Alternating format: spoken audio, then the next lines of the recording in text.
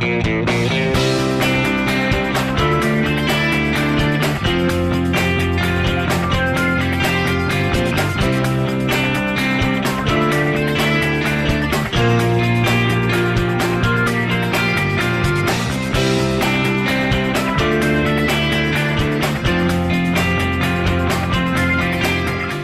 everyone, I'm Kristen Oaks White. Thank you for joining us for This Week in Louisiana Agriculture, the only TV show bringing Louisiana farmers and consumers together every week.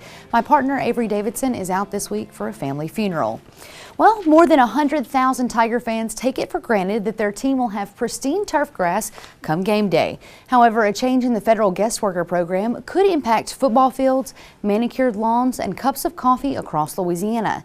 That's because recent changes to the H-2B program could make it impossible for landscapers and sugar mills to get the workers they need to stay in business. As TWILA's Avery Davidson shows us, the company which put sod down in Death Valley is missing a third of its workforce. Success on the football field requires a team effort. Not just the teams playing on the field, but the team who takes care of the turf on the field. That's what Troy Romero does. His business is called Sports Turf Specialists, and on this day, his team is making sure the University of Louisiana at Lafayette Ragin' Cajuns have a well-maintained field for practice. But Romero is a few men short of his usual championship-ready team. A majority of my workers are caught in Mexico.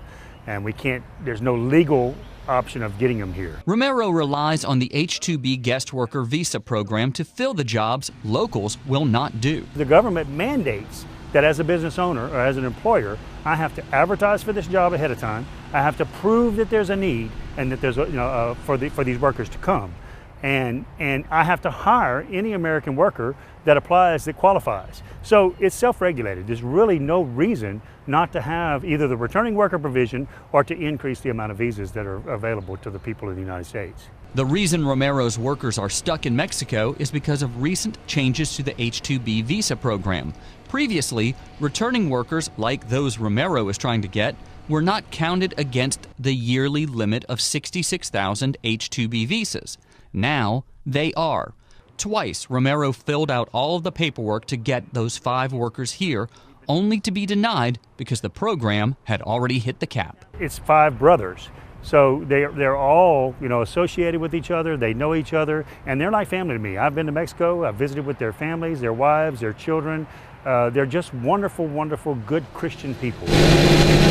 Like this sand, hope is spreading. That's because Congress recently authorized the Departments of Labor and Homeland Security to up the cap to 130,000 visas. Still, that might not be enough. 50% of the businesses nationwide are not going to receive their workers. What is that going to do for our economy? Not just in Louisiana, but nationwide. There are horror stories of landscaping people from Louisiana that may not have 30 people. There's no way that they're going to be able to survive. Those businesses are going to go out of business, and when they do, it's going to hurt the economy for Louisiana. Louisiana's sugar industry could be one of the hardest hit because sugar mills depend upon the H-2B visa program to get the people who operate the boilers. No boilers, no sugar. It may force a debate in Washington one Romero hopes does not get caught up in confusion. People want to tag this to immigration, and it's not.